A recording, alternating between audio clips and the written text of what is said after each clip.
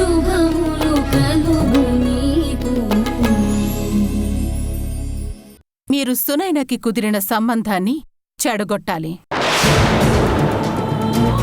వాళ్ళందరూ చాలా సంతోషంగా ఉన్నారు. అది చెడగొట్టాలి. సంబంధం చెడగొట్టాలా?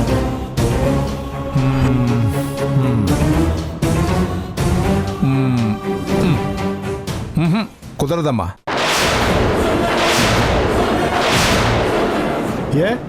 ఎందుకు కుదరదు? ఇంతకు ముందు పొలం అమ్మకుండా చెడగొట్టావు కదా. మీరు మరీనండి. మీరు పెద్దవాళ్ళు, మీకు కూడా తెలియకుండా ఎలా ఉంటుంది? పొలం అమ్మడం అనేది లీగల్ వ్యవహారం. దాంట్లో తీగ ఉంటే డొంకలాగేయచ్చు. కానీ ఇది పెళ్ళి, పర్సనల్ మ్యాటర్. సునైనా మేజర్. తనకు నచ్చితే ఆపడానికి అమ్మా బాబులు కూడా రైట్స్ ఉండవు. పొలం మ్యాటర్లో వేలు పెట్టి కేసు పెడతానని బెదిరించాను. కానీ పెళ్లి విషయంలో వేలు పెడితే సునైనా నా మీద కేసు పెడుతుంది. కృష్ణమైతే చెప్పుతో కొడుతుంది. అందుకే నేను ఈ సాయం చేయలేనమ్మా. మీకు హెల్ప్ ఎన్నిసార్లు కావాలంటే అన్నిసార్లు మీకు హెల్ప్ చేయడానికి నేను రెడీగా ఉన్నాను. కానీ పాపం మీరు దీన్ని సాల్వ్ చేసుకోలేరని తెలిసినా నేనేం చేయలేకపోతున్నాను. ఈ ఒక్క విషయంలో మీరేం అనుకోకండి. వీలైతే ఈ పెళ్ళి ఆపడానికి వేరే రూట్ ఏమైనా ఉందేమో ఆలోచిస్తాను. సారీ అరుంధతి గారు, వెళతాను మరి. ఆఫ్టర్ ఆల్ మన కార్ డ్రైవర్ రేంజ్ కూడా లేనివాడు మొన్నటి వరకు నా ముందు వంగి వంగి నడిచినవాడు ఇప్పుడు రొమ్ము విరుచుకొని నేను చెయ్యను అని చెప్పి వెళ్ళిపోతున్నాడు. వేడికి కూడా మనం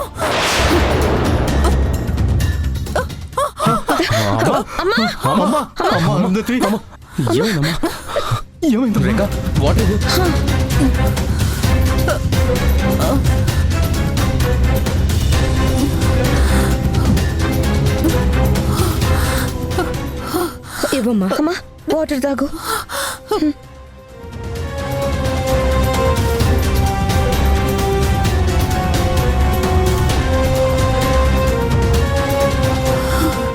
ఏంటమ్మా ఇది? నువ్వేంటి ఇలా అయిపోతున్నావు? ఏంటో బాబాయ్, కృష్ణమ్మ విషయంలో ఏ చిన్నదొచ్చినా ఎమోషన్ అయిపోతున్నాను. నాకు తెలియకుండానే చాలా ఆవేశం వచ్చేస్తుంది. కంట్రోల్ అవ్వడం లేదు బాబాయ్. ఎందుకు అర్థం కావడం లేదు. నాకు అర్థమవుతుందమ్మా. ఏంటండి, ఏమర్థమైంది? ఇంతకు ముందు రాజస్థాన్లో ఎంత పెద్ద ప్రాబ్లం వచ్చినా దాన్ని చాలా తేలిగ్గా పరిష్కరించగలిగేది. కానీ ఇక్కడ కృష్ణమ్మ లాంటి చిన్న మనిషిని కూడా ఏం చెయ్యలేక ఇదిగో ఇలా అయిపోతుంది. దీనంతటికీ కారణం ఈ ఇంటి వాస్తు.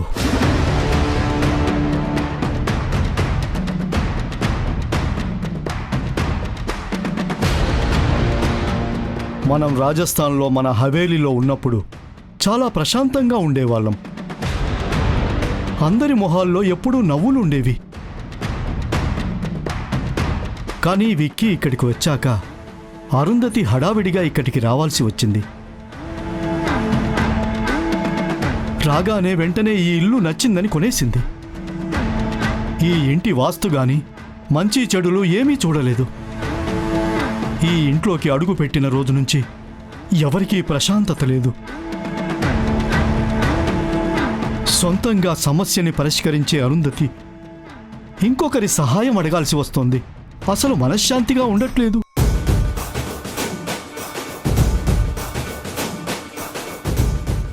అందుకే వెంటనే వాస్తు పండితుణ్ణి పిలిపించి ఈ ఇల్లు చూపిస్తాను. ఏమంటావు తల్లి? నీ ఇష్టం బాబాయ్.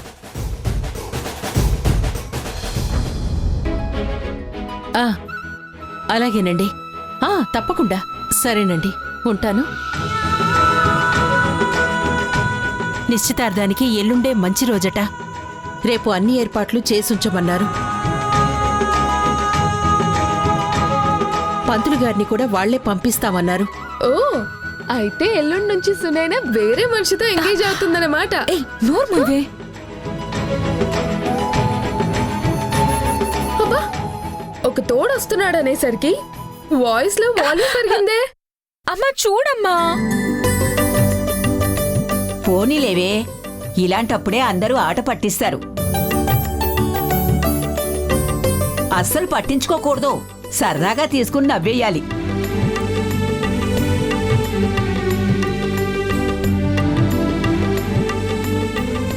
అంతా ఓకే గాని సునైన జాతకం సంగతి ఏంటమ్మా? అదే ఈరోజు పంపిస్తానన్నారు పంతులు గారు. మహేశ్వరి ఆంటీ జాతకం కావాలని ఖచ్చితంగా చెప్పింది కదా. ఆ విషయం గురించి ఇప్పుడు మరీ మరీ చెప్పింది.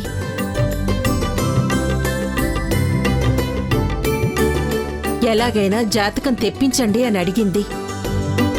జాతకాలు కలవకుండా సంబంధాలు చేసుకోకూడదు, ఏదైనా ఉంటే పరిహారాలు చేసుకుని పెళ్లిళ్లు చేసుకోవాలని చాలాసేపు మాట్లాడింది. అయితే పంతుల్ గారికి మళ్ళీ ఫోన్ చేసి అది పంపించాలో లేదో తెలుసుకుంటే బాగుంటుంది కదా. తెలుసుకుందామంటే నాకు ఆయన నెంబర్ కలవట్లేదే. ఇదేంటే తల్లి, అడవిలో ఉన్న మనిషి దగ్గర బంగారుగాని ఉన్నట్టు అవసరం లేని మనిషి దగ్గర మన పిల్ల జాతకం ఉంది. ఆ జాతకం ఈ రోజుకి వస్తుందో రాదోనని నాకు కంగారుగా ఉంది పిన్ని. అమ్మా కంగారు పడుకో, రేపటి వరకు టైం ఉంది కదా. పంతులు గారు కూడా పంపిస్తానన్నారు కదా, ఇంకెందుకు కంగారు పడతావు? అయినా సునైనా చాలా లక్కీ గర్ల్. అందుకే అంత మంచి సంబంధం దానంతటదే వచ్చింది. అలాగే ఇప్పుడు కూడా టైంకి ఆ జాతకం కూడా అదే నడుచుకుంటూ వచ్చేస్తుంది.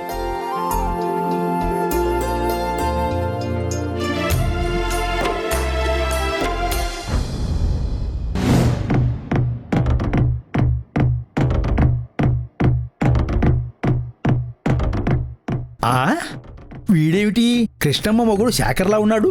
రే శాఖరు! ఒరే అబ్బి,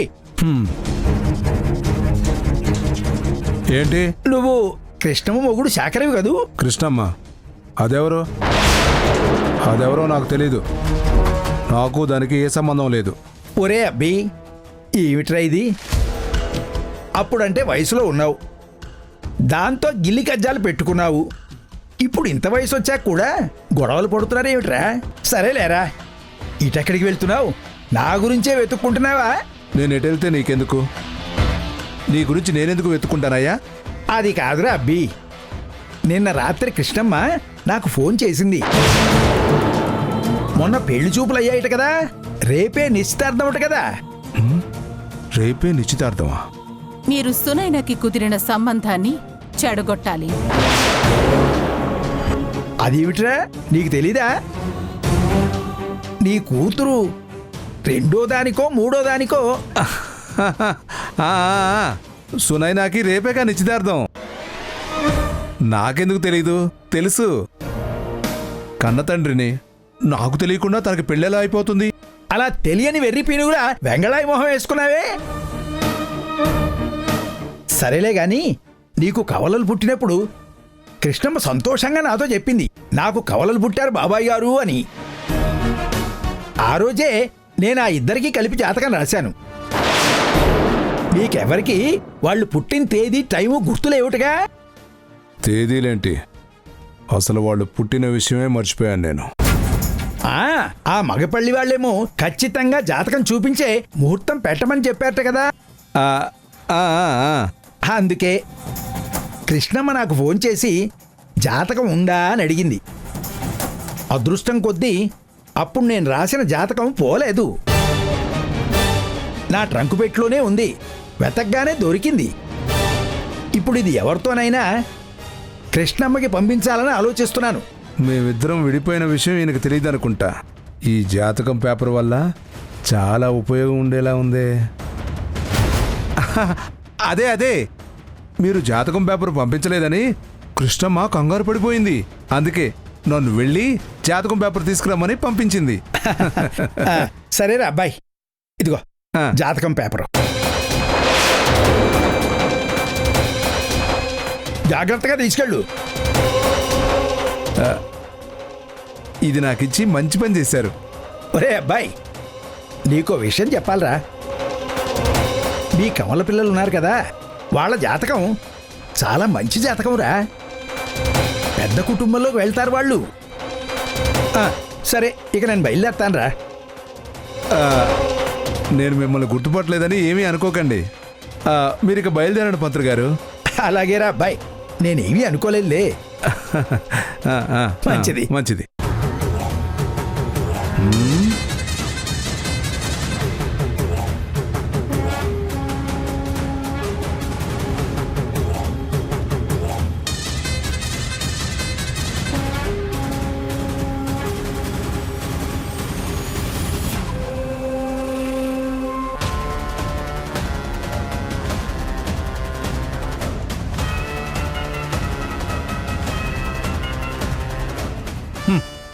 జాతకాలు చాలా బాగున్నాయా? దీన్నిప్పుడు హెచ్చించి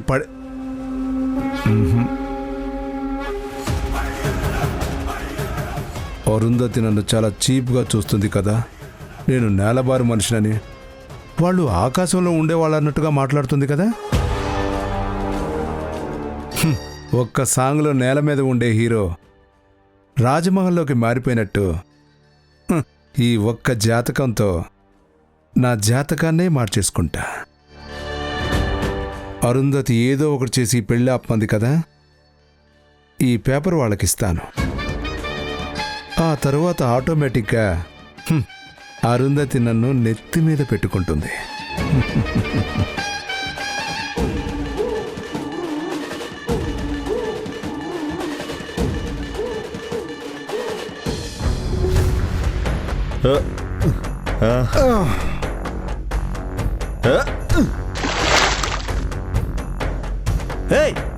ఎవరు మీరు? ఏం చేస్తున్నారు ఇక్కడ? ఎవరు? నా పొలంలో మందు తాగుతూ నా చేనంతా నాశనం చేస్తున్నారేంటి? తాగుతాంరా, ఏం చేస్తా? నా పొలంలో మందు తాగిందే కాకుండా నన్నే కొడతారా? మోసుకొని పోరా. పోరా పోరా. ఎవరు మీరు? ఏంటి దౌర్జన్యం? పోరా.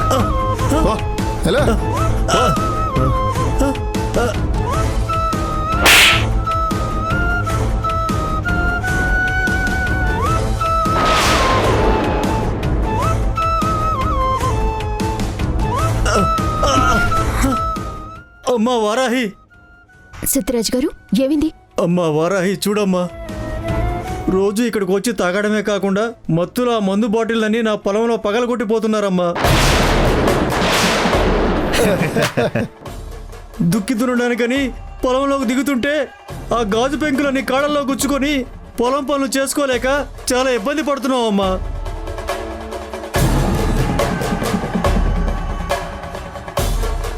చూడండి, మీరు ఎవరో ఏంటో నాకు అనవసరం. ఇలాంటి పనులు ఇక్కడ చేయొద్దు అంటున్నాం. మర్యాదగా ఇక్కడి నుంచి వెళ్ళిపోండి. వెళ్ళకపోతే ఏం చేస్తావు? మీరు తాగితే తాగేసి వెళ్ళిపోండి. కానీ ఇక్కడ బాటిల్ పగలగొట్టడం దేనికి? రైతుల్ని ఇబ్బంది పెట్టడం దేనికి? వీళ్ళకి కామన్ సెన్స్ అన్నది తక్కువ అనుకుంటక్క. కొంచెం నేర్పిస్తే బాగుంటుంది. మీలాంటి వాళ్ళందరూ నేర్పిస్తే నేర్చుకుంటాం. మరి వెళ్ళాం, తాగి బాటిల్స్ కూడా ఇక్కడే పగలు కొడతాం. ఏం చేస్తావో చేసుకో.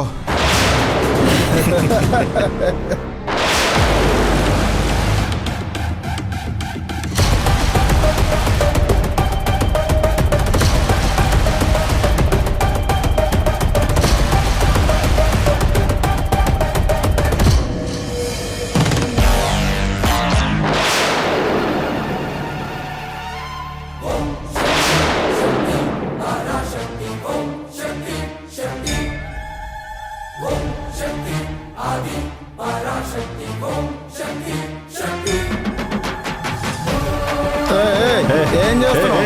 ఏం చేస్తున్నావు? ఏయ్, ఆపు.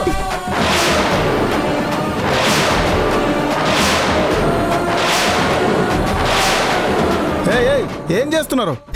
బాబాయ్ అగ్గిపెట్టివ్వండి. కాల్ చేస్తావా ఏంటి? ఏయ్ దగ్గరికొచ్చారు, కారుని తగలబెట్టేస్తాను.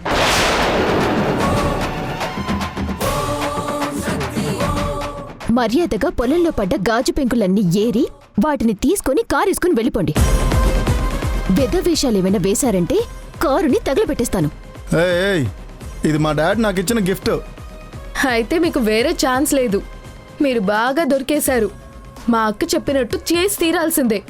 లేదనుకో మీ కార్ బూడిదైపోతుంది. రే మహి, పదరా, కాల్ చేసేలా ఉంది.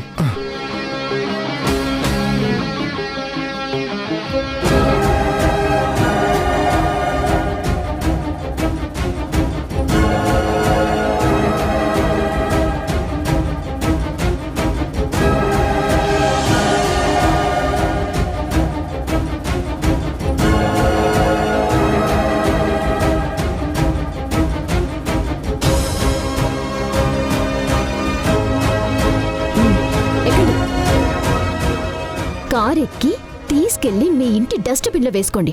వెళ్ళండి. రే, తోక జాడించి మధ్యలో ఎక్కడైనా పడేసినట్టు తెలిసిందో మీ కార్ నెంబర్ గుర్తుంది. గుర్తుంచుకో.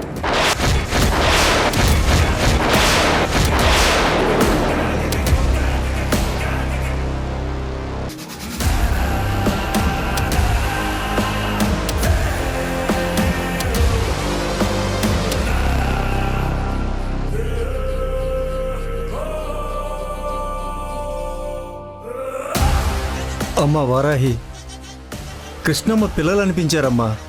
జాగ్రత్త అండి రాజుగారు. మళ్ళీ వాళ్ళు కానీ ఇటొస్తే నాకు చెప్పండి. ఈసారి వాళ్ళ కారు నిజంగానే బూడిదైపోతుంది. ఉంటామండి. మంచిదమ్మా.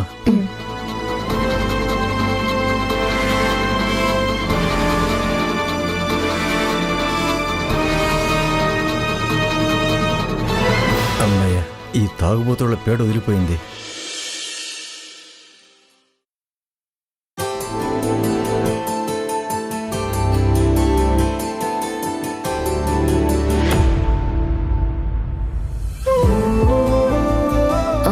ఇదిగో హాసిని, నీ రీల్స్ ఏమైనా చేసుకోవాలనుకుంటే ఈ రోజే చేసేసుకో. రేపు మళ్ళీ నిశ్చితార్థానికి సంబంధించినవి కొనాలి. సరే అక్క. మాక్సిమం 8 లోపే పనులన్నీ పూర్తి చేసుకో. నీ ఫోన్ చేస్తాను. ఓకే అక్క, బాయ్.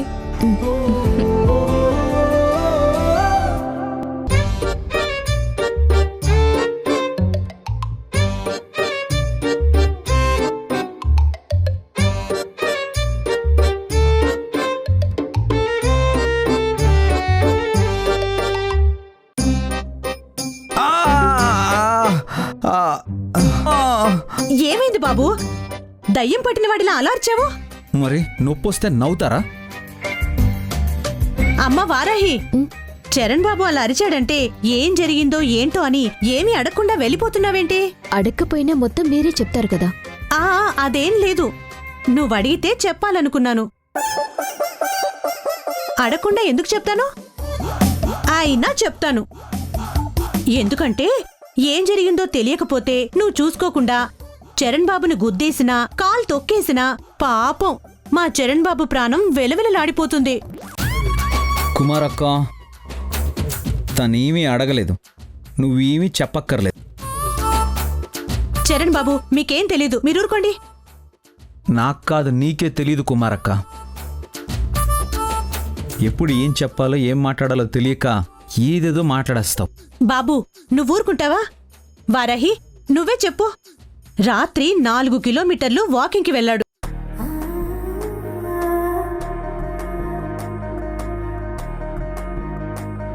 4 కిలోమీటర్లా? వెళ్ళాడు. పోనీ కింద మీద చూసుకుంటాడా? అస్సలు స్పృహే ఉండదు. కళ్ళకెదురుగా. కుమారక్క, ఇంక నువ్వు ఆపుతావా? మీరాపకండి బాబు. వారాహి, కళ్ళకెదురుగా ఎంత రంగురంగుల హరివేలులు కనిపించినా మరీ ఇంత ఒళ్ళు తెలియకుండా నడవాలా చెప్పు? ఏవేవో కలలు కంటూ నడుస్తుంటే 2 కిలోమీటర్లు దాటగానే ఏదో రాయడ్డం వచ్చిందంట. చూసుకోకుండా తట్టుకొని ముందుకు పడిపోయాడు. 2 కిలోమీటర్లు నడవడం ఏంటి?